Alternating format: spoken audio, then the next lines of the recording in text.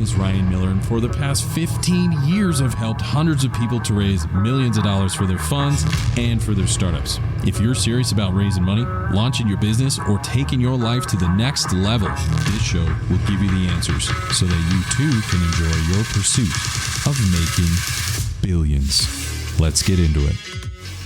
As an entrepreneur or private equity carnivore, you will be faced with the reality of saving a business one day. Join my friend and turnaround expert Ian Parker and I as we chop it up and cover the cheat codes to make this happen. Let's get into it.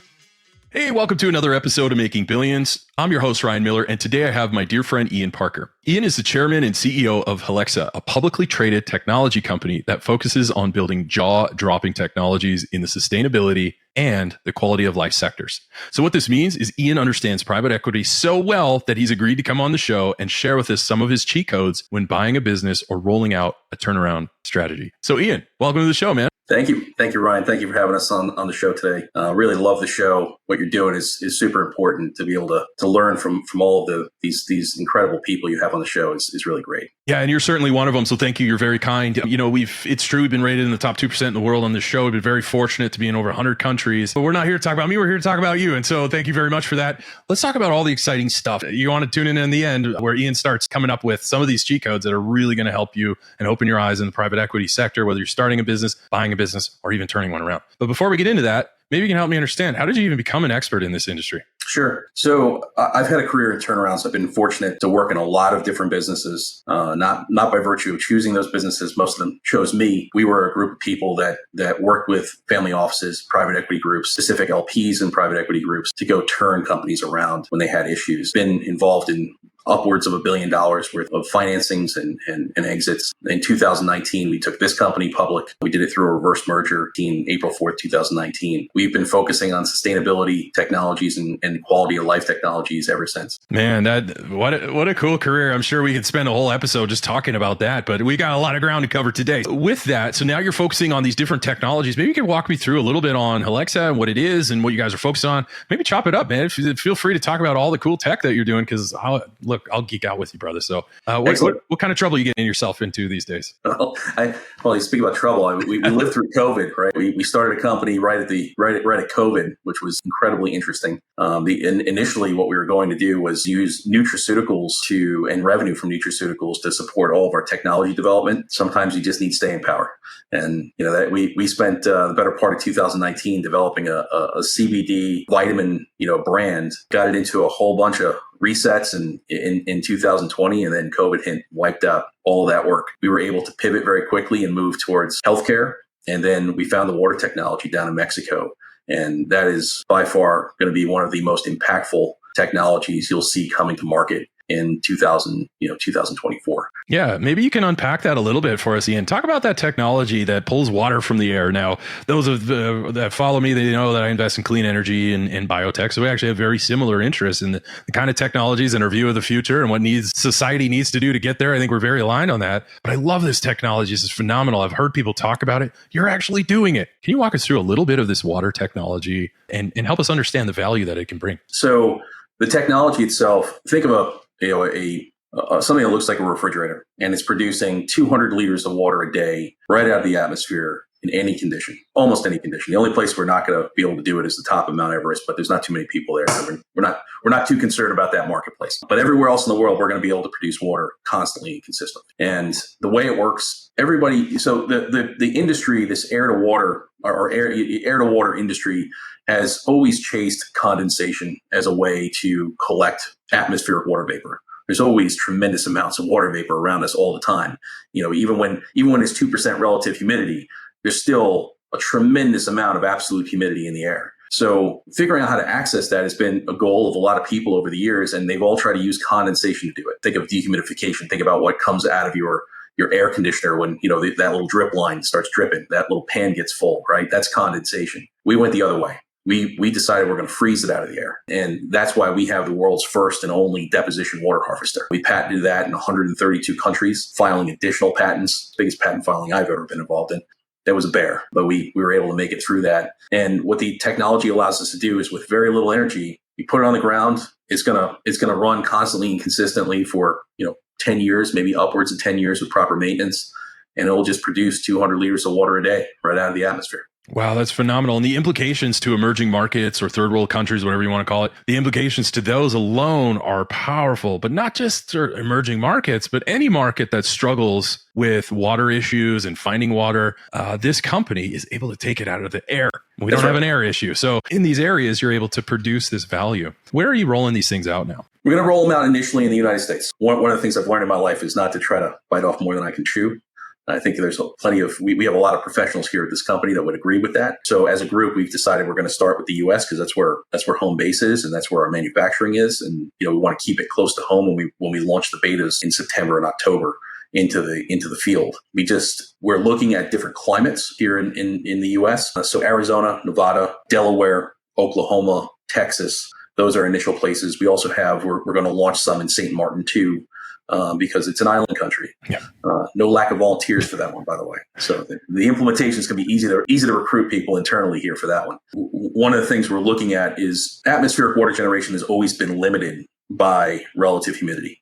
As relative humidity changes, your yield and atmospheric water generators changes all the time. Well, with deposition water harvesting, that's not true.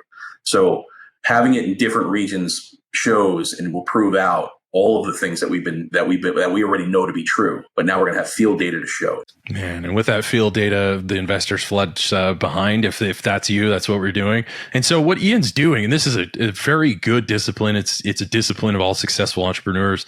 Is you want to test your market, right? This old school way, like back in the 80s and 90s, if you build it, they will come. And hey, I got this great idea, and I'm going to raise money to build this idea. And then the last thing I'm going to do is test the market. But what Ian's doing is exactly what successful founders and entrepreneurs do. Is they're saying, well, hey, before we get carried away and plow a ton of capital into this thing, let's test our market. Let's see, is this something people want? Okay, check. Is this something that works in the field? Okay, check. And you just go and little by little, you get that feedback. We call those feedback loops. You generate these feedback loops with data. Imagine that, a startup that makes decisions off of data. That's kind of what businesses do. So Ian's out there. He's got this new technology that's going to pull water from the air. If you notice, there's a lot of very arid climates that he's doing it in. These people need this technology. He's able to do that. And how he's doing it, how he's developing this product is exactly what the best entrepreneurs do, where they test their market first. And from that feedback, the results of that test will determine version 2, 3, and beyond until you've got a commercially viable product. You know that, Ian. I know that. And now 100 countries now know from your example. That's right.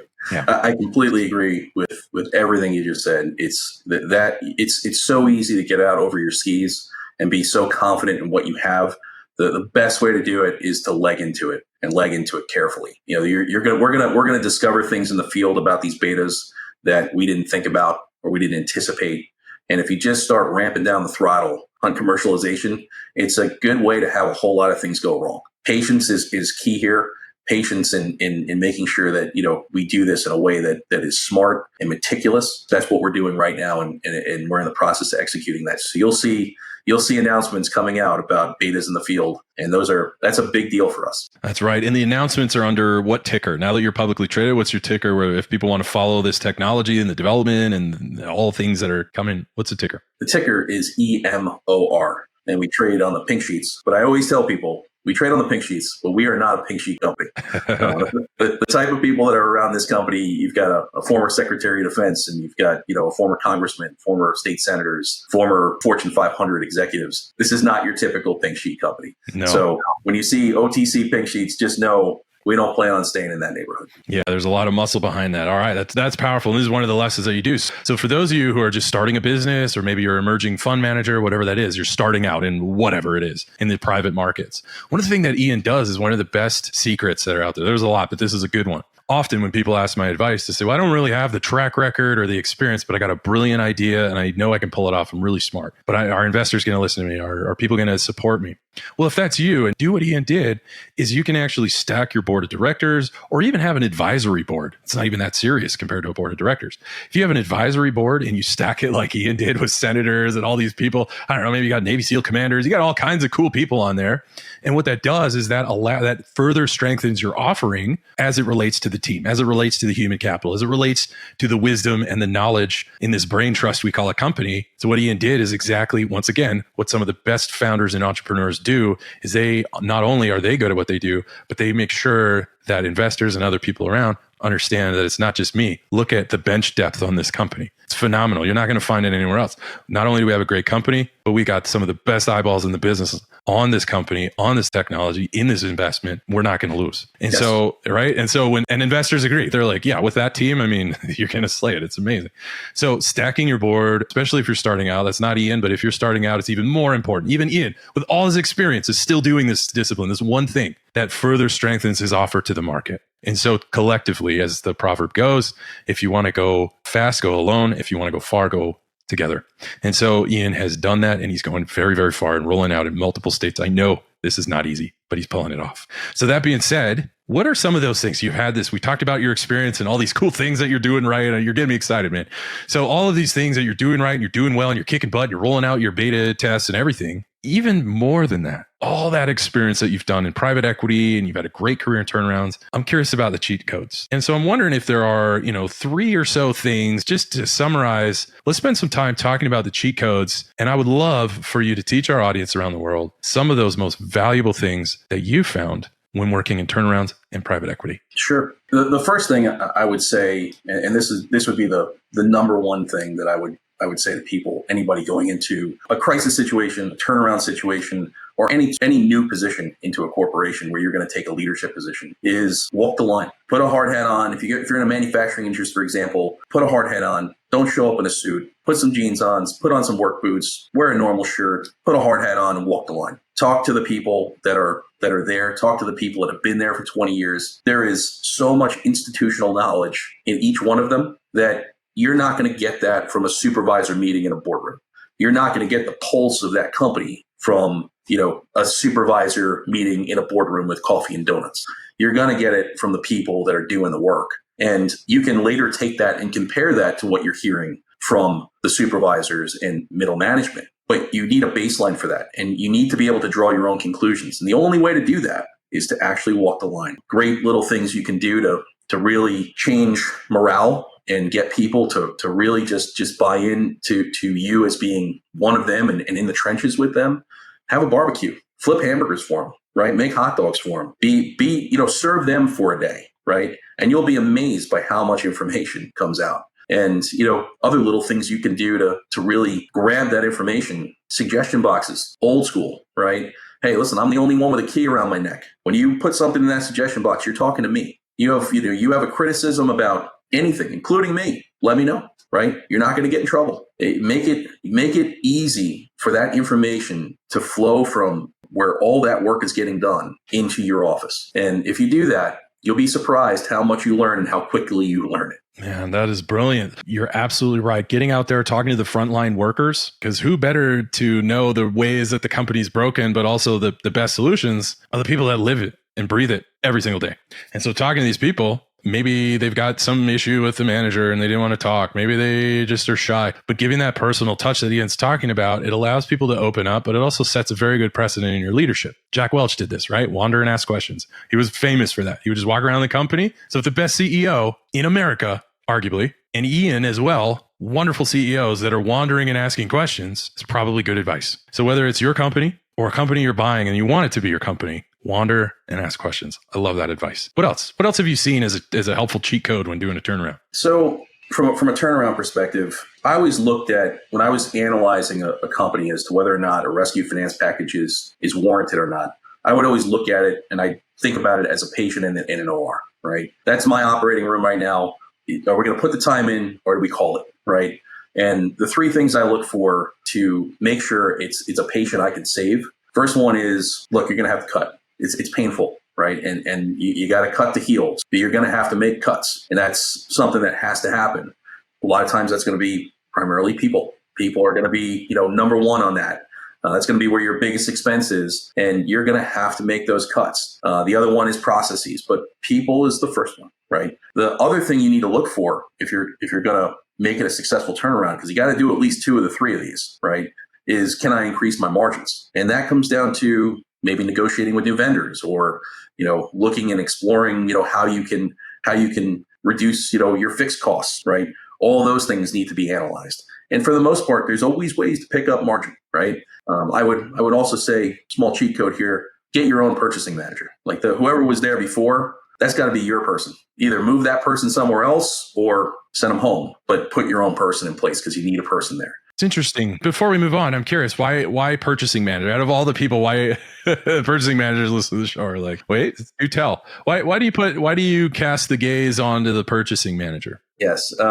Experience. So, if you have a purchasing manager, what you'll find, and this is not always true, but it's true enough where it should be a rule, right? It's true most of the time, or at least a majority of the time. So don't take the chance. But purchasing managers over time, especially if they've been there for a long time, they tend to build up cozy relationships with vendors. And those cozy relationships, smart vendors, look, if you're on the other side and you're a vendor, hey, I'm going to take the purchasing manager out to dinner. And then I'm going to get them a trip to the Bahamas. And then, you know what? They're going to get a really nice gift on Christmas, right? And all of a sudden, over the years, their point of view gets skewed, right? It's not just, hey, he's charging me an extra 2 points, but hey, he's a really nice guy, right? You lose that. You lose that objectivity that you once had starting as a purchasing manager. I always start there. If I got to do a workforce reduction, that job's always on the list. That one is one that it's got to be my person. It's going to be a new person, and we're going to come at it from a completely new perspective. And yes, that is going to strain some of those vendor relationships, right? We're going to have to rebuild them, but it's worth it. That's my opinion. Right. Those vendors. So from your experience, you've seen that these employees in purchasing, they can end up costing money because they've built cozy relationships and that objectivity is lost. And so picking up margin when you're doing it, this is great. These are the cheat codes. So when you're doing it and you're looking for more margin, you're saying, I have a pretty good sense from my experience where I could start picking up a couple points for margin. I'm going to focus on all the vendor activities and purchasing and all that stuff. If that's your company, that's what Ian does. And sounds like that's a true formula for you. Absolutely. And just, to go a little deeper, right? If they have a cozy relationship with that vendor and that vendor makes them feel really comfortable, well, they're probably not going to work as hard to triple, quadruple, source the material you're getting from that vendor. Right. They're going to get a little complacent in that regard. And look, on the vendor side, I understand that part. I get it. If we're on the vendor side, we do the same thing, right? So you have to walk in and sort of look at it from that side of the table and go, okay, I got to make sure that I got a really good purchasing manager. Man, brilliant. So we talked about cutting costs and people and fixing your process. We talked about picking up margins and focusing on those margins, specifically in the purchasing and vendor activities, a great place to start. What else have you found that are super helpful when rolling out a turnaround?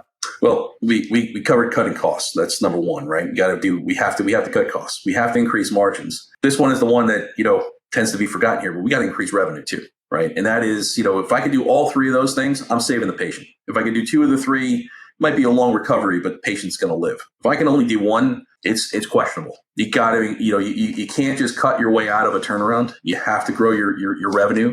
To do that, you need to look at everything. You need to look at your marketing budget. Am I talking to the right people? Do I have the right message? Am I doing the things that is my marketing dollars being spent in a way that is really effective? And with marketing dollars, that's one that you can't change real fast, right? Because there's so many variables there. What I would do is start immediately prioritizing, all the pieces to your marketing budget, and then change one. And I would say increase it first. See if it makes a difference, right? Don't decrease it because it might you might get the wrong result. But if you increase it and that one doesn't do anything, then try to decrease it. Yeah. But you go one by one and start pulling those levers to see, which one is going to actually, which one of those you can actually tweak and get more effective at. I love that. So here you are. Let's assume you've done that. You've cut the fat, not the muscle or the bone in the company. So you've right-sized, as we like to say. Then you've increased margins, and now you're growing those fat margins to even greater proportions. So when doing that, often what I've seen when I've done it is you want to, this is my advice, not Ian's necessarily, but we're here to chop up different philosophies. One of the things that I've found, Ian, is one of the key metrics, or the interchange between two metrics, is your cost per acquisition, your customer acquisition costs. Sometimes we call them CPA. As long as that's less than your LTV, which is not loan to value, it's actually lifetime value of the total. Say a client is usually with us for 8 years on average. How much can we get them to purchase or to buy or whatever that is? And reducing your customer acquisition costs, and as well as boosting your lifetime value, either retaining them longer or getting them to buy more products, or at least more part of their discretionary income, whatever that is. And that ties into a little bit into channel strategy. So now you got those metrics right, and your lifetime value is 5 times what the acquisition cost is. We're doing good. good. The numbers are looking good. The turnaround is working, but we're not done yet, are we? What is your opinion on, say, exploring channel strategies when growing revenue?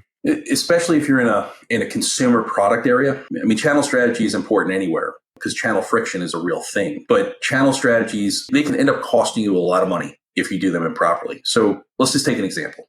You have this magical bottle of stuff. I don't know what the stuff is, but you got this magical bottle of stuff. And you take it to a specialty grocer or a specialty store, and that person puts it on the shelf and they're selling it for $49.95.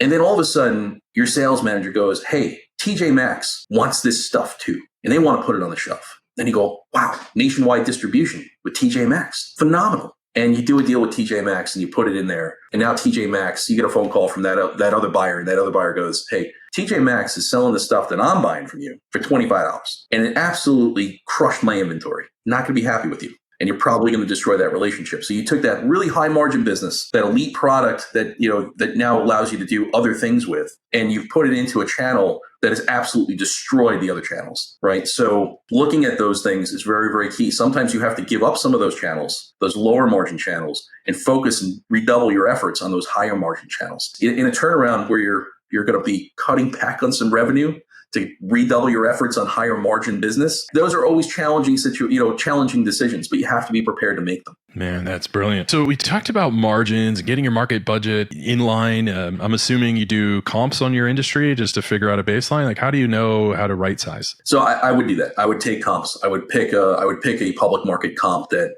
I think is a well-run company, looks like it has a strong bottom line. I would use the ratios that I see there as a good starting place. It doesn't mean it has to be exactly the same. It'll just give you an idea of where you want to go. Those things will evolve with your real institutional knowledge that you're gathering on the ground. So you'll get a better feel for where those targets will move over time. But it'll give you an idea in the beginning where you need to end up. And that's a great place to start is look at some comps, get some ratios. Okay, have my targets. At least we got a place to start. That's brilliant. So what Ian's talking about here, Ian, you obviously know this, so do I, but what Ian's talking to you, for the rest of you out there, he's talking about a operational discipline called benchmarking. And so benchmarking is, some companies do it every year. They'll sit down, the executives say, okay, what's the industry? We want to understand how our competitors are doing.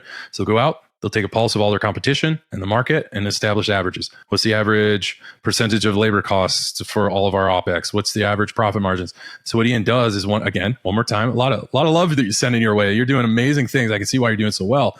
But one of the things is establishing those benchmarks. And at least hey, maybe we can go cheaper on this or maybe spend a little bit more on that. But at least we understand, how do we, evolve, or how do we rotate around the orbit of this market? And how close are we to average? And do we even want to be close to average on certain areas? And so doing that benchmarking is wonderful. Now, one of those questions, while we're still on this topic of treating the dying patient, so to speak, and you mentioned you got to cut in order to heal, like any good surgeon or doctor. Speaking of cuts, what about product lines? Like when you come in, do you ever look at product lines, assuming it is a product-based business? I guess you could do that in service businesses. Like, how important is the product ladder? Do you make cuts to product lines, or do you even examine that dimension? You have to look at the product line. And that, I'm not a huge fan of loss leaders, right? Just generally speaking, it doesn't mean that there's not a place for them and you don't use them in some of your marketing budget. But I'm not a big fan of loss leaders, right? So if you see a place where you have a product that is underperforming and you have a product that is doing well or looks like it has a lot more opportunity in a turnaround situation, even in any business, right? You should be looking at those product lines regularly and going, okay, should I stay in this product? Is there a reason to be in this product? If there isn't, right, or you think your resources are going to be better spent driving sales in that higher margin product, then you make that pivot and you do it quickly. You don't want to stay in products that are taking away from your focus on higher margin concerns. Perfect. I'm just curious. So with all this turnaround expertise that you have, it's kind of funny. My impression is that Healixa, your company that you run, is not a turnaround company. We are not. We are not run by a turnaround expert. I love it. Just means you can handle it. If things get hard, you know what to do. That's a very valuable skill in business for sure. All you turnaround, I call you guys carnivores, the private equity carnivores. You just do deals and you kick ass. It's amazing to watch. So one of those things, talking about kicking butt in these areas, how important is it, whether it's in your company or maybe one that you're helping to turn around or acquire? Where does culture fit into all this in Ian's world? Culture is crucial. It's crucial. So Healixa, being a startup, 4 years ago, and now being, a growth company, culture was a big part of that. It's a big part of doing turnarounds. It's also a big part of driving a growth company. I'll give you examples of things that are important to me. I don't want to have an organization where people are afraid to tell me they made a mistake. That's a problem, right? It stifles creativity and innovation, right? If people are afraid of making a mistake. I don't mind people making mistakes. It's something that's going to happen. But when you do, you don't want to create an environment where everybody's pointing fingers. No, it wasn't me. It wasn't me. It was him. You don't want that problem, right? You want to be able to say, okay, look, all right, it was a mistake. No problem. Come into my office. Let's fix it together. And you need to have that culture. And that's what successful growth companies have. That's what made the turnarounds that we're involved in that turned into growth companies. That's what made them successful, is that type of culture. I say this to our employees all the time. If you see your player fall down on the ground, you don't run over there and kick him. You pick up your player, right? You pick up your teammate, you help him up off the turf, and you start moving down the field together again, right? That's the kind of culture that we want to have. That's the kind of culture that we drive here in Healixa. And I think it's incredibly important, especially if you have a business that's dependent upon creativity, that's dependent upon innovation. It's incredibly important that people are able to do that. They have the courage to make mistakes, but they also understand that when they do, raise your hand, ask for help, and we will, and your teammates will help you. That's brilliant. And what a great culture. I mean, who wouldn't want to work there? It's interesting. I just read an article. I think it was by Harvard Business Review. I could be wrong. And it says, like, in speaking of culture, and usually culture exists, but it's experienced by the staff, by the employees, by the owners, by all the people experience the culture and drive that in whether it's up or down, they are the drivers of the culture. There was an article that put out that actually said, and I think our audience would appreciate this, maybe more than they should, is that common in workplace bullying. So let's talk about culture gone wrong. In workplace bullying, which can erode value, revenue, customers, and worst of all, shareholder valuation, all from crappy culture. And Peter Drucker famously said, one of the CEOs famously said that culture eats strategy for breakfast. Now, what I think he meant by that is exactly what you talked about, to say, look, everyone's going to make a mistake. Do we have a fixed mindset or a growth mindset? And in this article that we read, they said people who are subjected to most workplace bullying, and that doesn't mean physical bullying like maybe in grade school, but it could just be they mock you, or like in your example, they kick a teammate when he's down. And so in that culture, the people, get a load of this, the people they found who are most subjected to the worst side of a company's culture are A players. Oh, any CEO loves their A players because they're getting 10 to 1 or 100 to 1 return on investment off of these men and women. And yet the team, the culture, if it's not properly managed by middle management and executives, some of the best, most independent people that all you got to do is get out of their way and they will make the company a ton of money. And yet those are the people that get targeted the most. Unfortunately, you would think they're celebrated. They're not. That was mind blowing to me. And I was like, what kind of companies were you serving? Because that is horrible. These people, because usually A players know they're A players, and yet they work for these companies and they get kicked in the teeth because they're just so dang good. And so I would challenge many of people, and I can't speak for Ian, but I think I might on this one. I would challenge you, if that's you and you're in a position that I'm in or Ian is in, or you run companies, I would challenge you to really listen to Ian's words and follow the importance of culture. And just because you have A players doesn't mean they're not dying out there. Stay close to your A players, all of your team. That's part of your job as a leader. The way I see it is often, as Gary Vee likes to explain it, you work for them, not the other way around. And so if you're a middle manager, a director, or something like that, or whatever in a company, just treat it like you work for them. Wander around, ask questions, and you can do what I do, is just say, how can I serve you? What do you need to be successful in your job? Think of leadership, especially driving culture, as someone that provides air support. It's not your job to do that. But if you can provide air support to your A players who odds are good, according to Harvard, that they might be having a few more headwinds than you even know about, work with them, keep them close, and build your culture. And who better to have than your top performers on board? So with all of those things that we've done, we've talked about many things. Is there anything else before we wrap things up? Is there anything else you would want our fans around the world to know? Well, you mentioned Jack Welch before, so I'll leave you with one of my favorite Jack Welch moments. He was on a panel, and one of the reporters from CNBC was moderating this panel, and she asked him. She said, "Jack, you're considered one of the best pickers of managers in corporate history. So how did you do it? Did you look at Ian got it right 70% of the time, and Ryan got it right 80% of the time. So you took Ryan instead because he had a better batting average?" And he just sat back and he said, No, not at all. He goes, "In fact, I probably only got it right 51% of the time. It's more important to me what you do when you get it wrong as opposed to how many times you get it right. And those words are, you mentioned Jack Welch. Those are words to remember. And they certainly had a profound impact on the way I approach things, as I went through my career. That's brilliant. I tell my children the same thing. So now I'm telling the world, it's okay to make a mistake, but it's what you do next that matters. And I think that echoes that same beyond the fatherly advice, but the principle is the same when you're trying to help somebody. It's okay. It's okay to make a mistake. And as Ian talked about before in driving the culture is to say, look, if I berated people every time they made a mistake, they'd be afraid to take a chance. And if that's the culture you create because you just have a crappy attitude as a leader, guess what? Don't be surprised if innovation dries up and your competition who does know how to innovate, who doesn't beat people up when they take a chance and fail.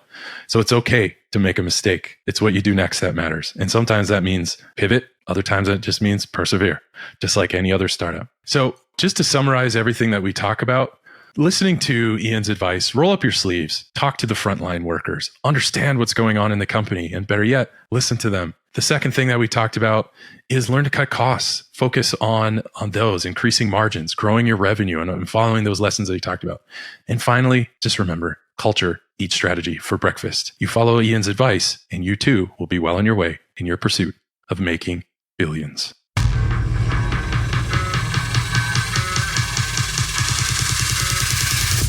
Wow, what a show. I hope you enjoyed this episode as much as I did.